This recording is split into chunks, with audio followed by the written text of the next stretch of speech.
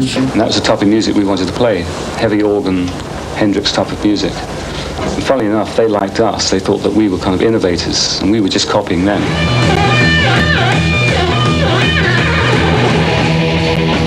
Désormais vainqueur, le hard rock voit toujours plus grand. Le volume sonore, le visuel deviennent primordiaux. Les concerts sont de véritables cérémonies. Chacun y apportant sa touche personnelle, la démence, la frénésie, le vertige.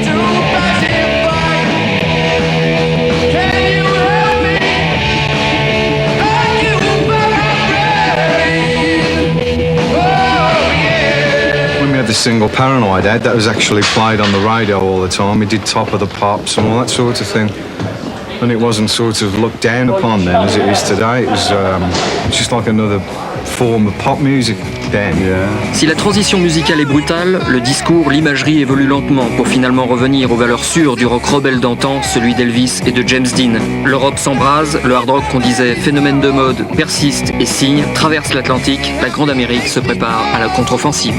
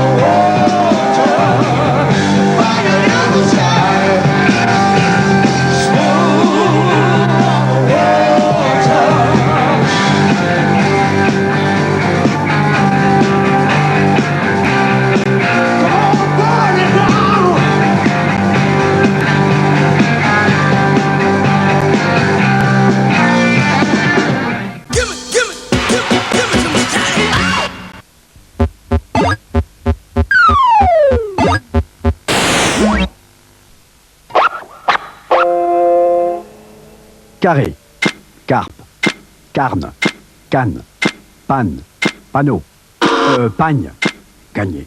Et qui va gagner un gros cadeau? Alors jouez au Dicodélire et gagnez un lecteur laser portable programmable à télécommande. 3615 M6, ça marche au doigt et à l'œil.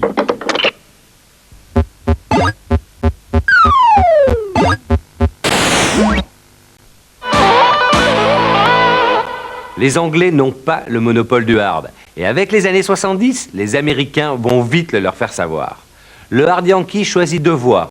Soit le grand guignol, façon Kiss ou Alice Cooper, soit le discours politique, à la manière des Stooges ou du MC5. Résultat, aujourd'hui, Metallica, Van Halen, Bon Jovi ou Guns N' Roses font exploser les chiffres de vente, pendant que les groupes pionniers se reforment. Les journaux et émissions spécialisées se multiplient, comme Metal Express sur M6. Hardcore ou heavy, trash, speed, grunge ou death metal. Et si finalement, le hard était le seul rock encore vivant? Get your motor running. Head out on the highway. Un point partout, la balle au centre. En cette fin de décennie, Américains et Britanniques ont le même slogan, Peace and Love. Pourtant, aux États-Unis comme en Angleterre, quelques chevaliers des temps modernes résistent. Ils s'appellent Steppenwolf, Stooges ou MC5, affichent une détermination à toute épreuve, exploitent à l'extrême les sonorités électriques de leurs aînés.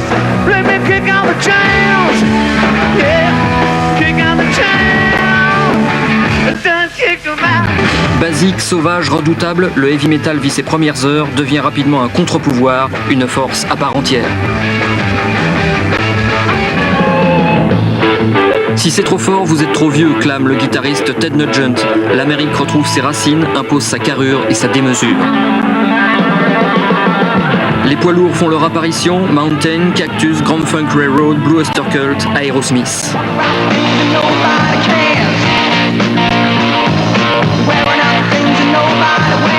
Et enfin, le hard rock entre dans les normes de la musique commerciale, atteint les sommets des hit parades, obtient la reconnaissance du public. Le temps a fait son œuvre, le hard rock a repris à son compte le modèle rock des années 50, sa brutalité, son énergie et sa marche.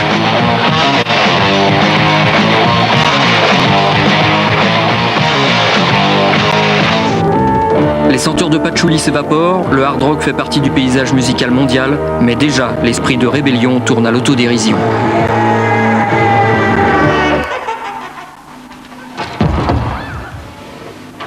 There was nothing to rebel against.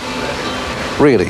When you think about it, everybody basically agreed that poverty is not good, that everybody should have enough food. Everybody basically agreed that the Vietnamese War was wrong. Everybody agrees basically that communism was wrong and that people should be free. So it was no more politics. The only politics there was, the politics of loud.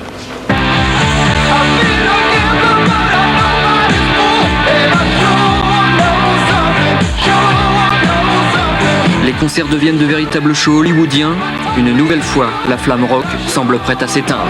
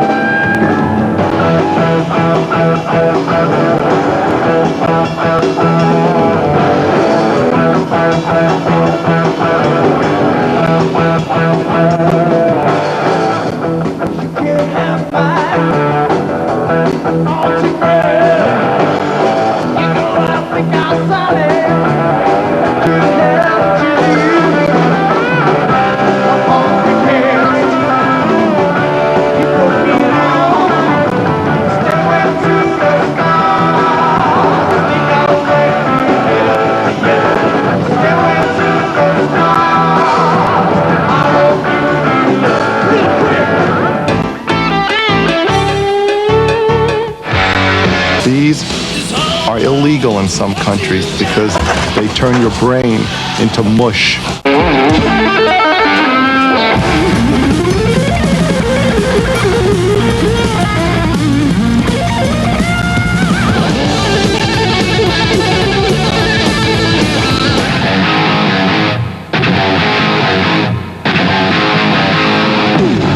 ou rock, hard rock ou heavy metal, l'énergie dévastatrice des nouveaux venus est conforme aux critères du marché discographique.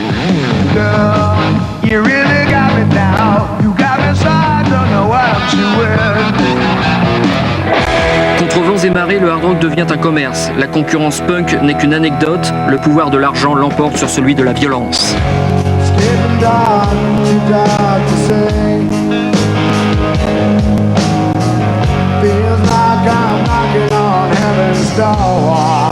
Jamais rassasié, le hard rock veut élargir son audience trop spécialisée. Chaque groupe inscrit à son répertoire la balade sulfureuse, propre à séduire le grand public.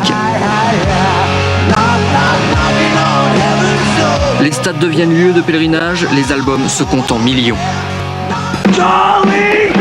Malgré le succès, le hard rock reste anticonformiste, tente de nouvelles expériences, repousse sans cesse ses propres limites.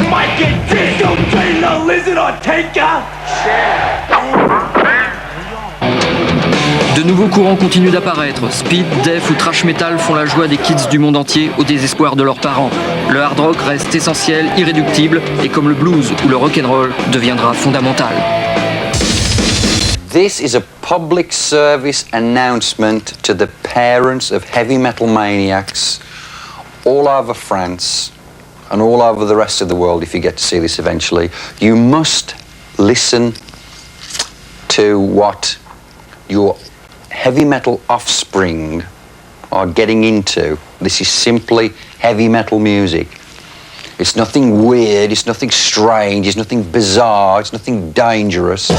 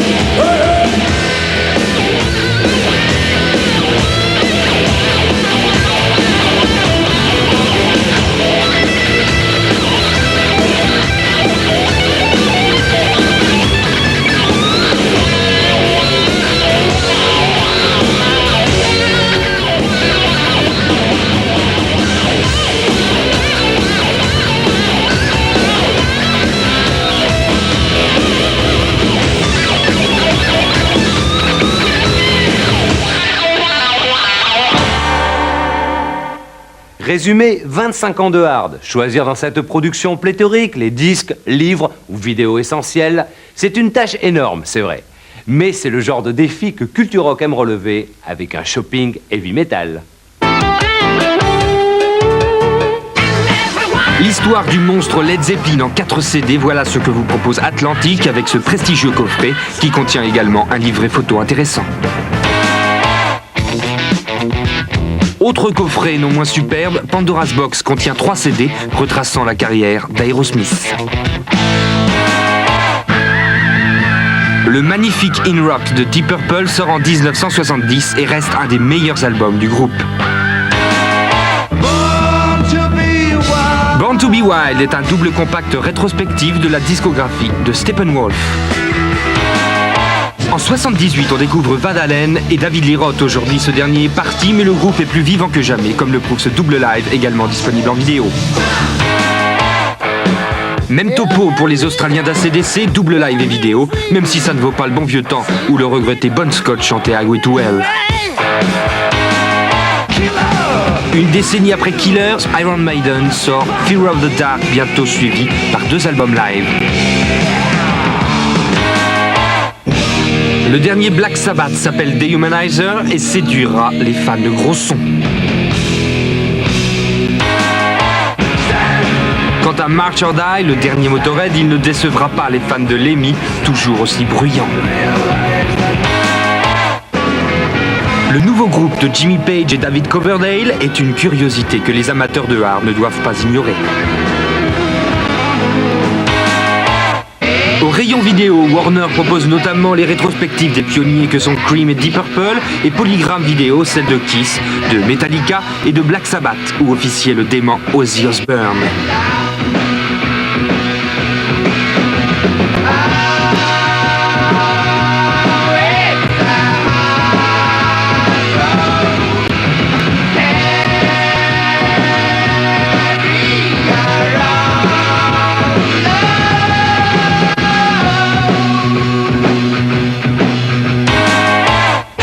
Côté kiosque, bravo à notre confrère Hard Rock Magazine qui fête son 100e numéro. Et enfin, quelques rendez-vous importants. Iron Maiden sera le 28 mars à l'Élysée-Montmartre avant une tournée en province. Eddie Van Halen et sa bande joueront le 21 avril au Zénith à Paris. 2 semaines plus tard, le 7 mai, Bon Jovi investira ce même Zénith. Le 9 juin, Bercy accueillera Def Leppard. Et enfin, Metallica remplira le 13 juin l'hippodrome de Vincennes. C'est clair, les monstres du hard actuels, la plupart américains, figurent parmi les plus gros groupes du monde.